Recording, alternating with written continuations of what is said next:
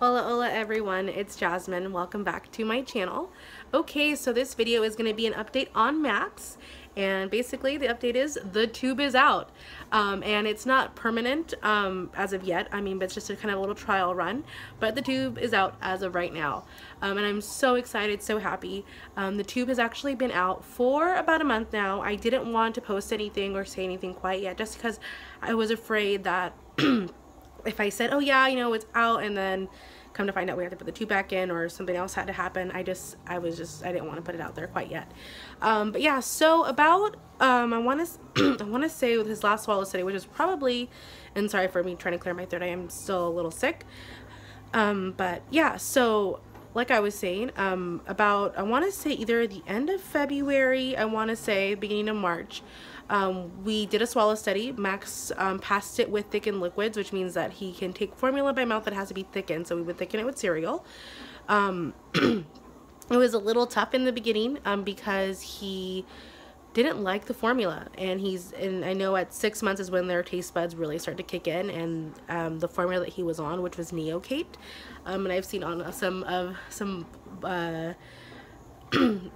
some boards on Facebook and different blogs, they call it Nasty Kate. I even had Izzy, Max's dad, try it, and he was just, thought it was disgusting. So we had some issues trying to get him to take that formula. Luckily, we were able to try different formulas. We actually probably tried all of them, but we ended up finding one that kind of worked. He still wasn't too into the taste, so we had to try some things with it, but we were able to get him to actually drink. So it got to the point where he was taking most of his feeds during the day by mouth, the whole thing, where, you know, in the beginning we were giving him maybe like an ounce or half an ounce and then giving him the rest through the tube. So we were finally getting some progress. But at the end of it, about 3 weeks ago, almost a month ago, it started to clog on us. So because we were basically only connecting him at night to feed, and he was taking most of the bottles during the day. So first time it happened, we went to the ER like we were supposed to get the tube replaced. It happened 2 days later on a Saturday. And I just kind of thought in my head, like, you know, really, we don't use this very often. We only use it two times in the middle of the night when we connect him to feed him. And literally, I don't want to go to the ER and spend $200 for something that we don't use. So I called his GI, and luckily they had a GI specialist on call. It wasn't my GI specialist, but it was the on-call one. And I talked to her, and I told her what was going on, what our situation was, and she was willing to say, okay, you know, let's take the tube out, and we'll start just giving him all his feeds orally, and let's see how he does. And she did let me know if he rejected his feeds, if he, you know, started to, you know, wasn't able to take his whole bottle, then we would have to go back to the tube. Luckily that didn't happen. We let my main GI know, and she was okay with just kind of letting us see how he does. And of course we're going to follow up with her in our area digestive clinic, where we meet up with our lung specialist and ear, nose, and throat, and our GI, and see how he does. So hopefully, fingers crossed, that we get the okay, that things are good, and we get the go ahead for just to leave the tube out. But yeah, he's doing pretty well so far. You know, we've actually even had a hard time giving him his medication for his acid reflux, but he hasn't had really much issue with it. Even with the bottle, he hasn't cried like he used to, which is great. But yeah, I mean, it's been pretty good. He's even taking more than he was when he was doing the tube. We were giving him, I think, 4 ounces every 3 hours through the tube, and now he's taking 5 to 6 ounces every 3 hours. So I mean, that's awesome. He is definitely taking a different growth curve than what he used to do, which is fine. My pediatrician thinks it's great. She weighed him, and, you know, like, he's not, you know, he's on a different growth curve now, which she's fine with. So that's definitely something that I'm definitely happy to hear about.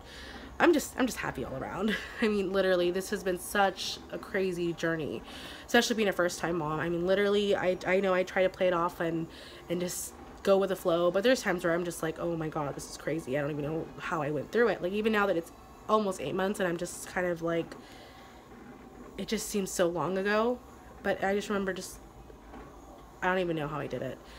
But I mean, it's crazy to think that he doesn't have the tube anymore, and seeing him drink his bottle, or seeing him take his baby food, and, you know, it's such a crazy, happy feeling.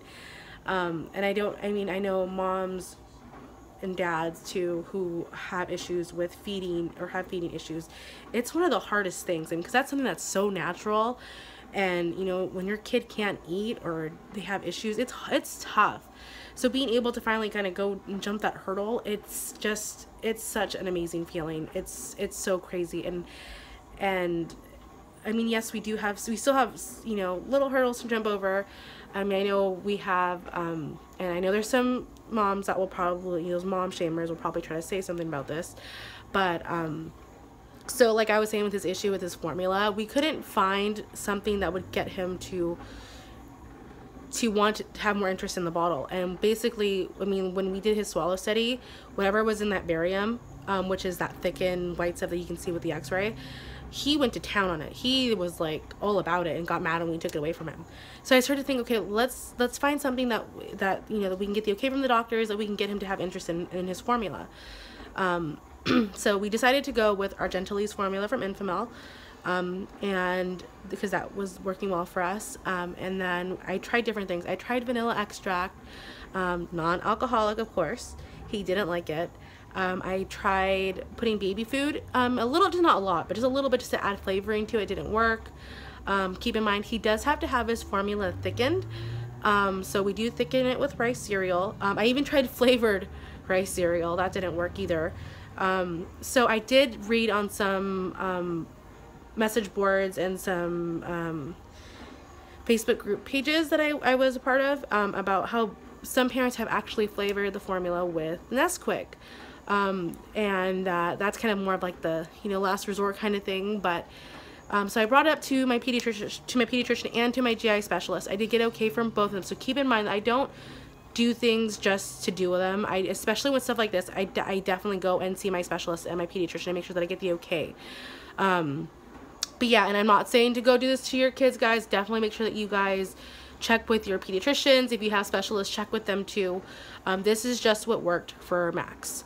It ended up being, he loved strawberry Nesquik. Of course, I don't put like 2 spoonfuls that you're supposed to put in a cup. I only put just a little bit in, but it's enough for him to have where he loves it.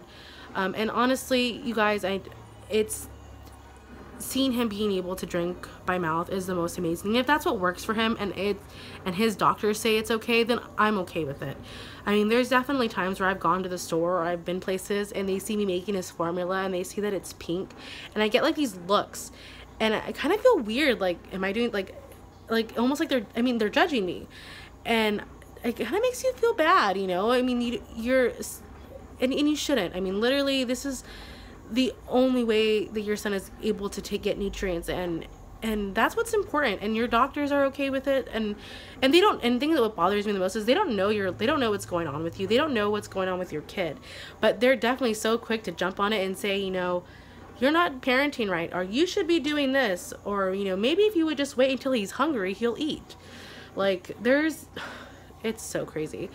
But I know there's so many people in my shoes, or who have been in my shoes, and I know you guys will definitely understand the most, and so definitely this video is for you guys. I mean, for those who are in this situation and just kind of hoping for the light at the end of the tunnel, it will happen. I mean, literally, I couldn't find it for a while, and I was so, you know, just trying to be positive and just keep going, and it will happen. And I'm not saying it's going to be exactly my story. I'm not saying it's going to be 100% perfect, but it will happen, and you will see that it does get better.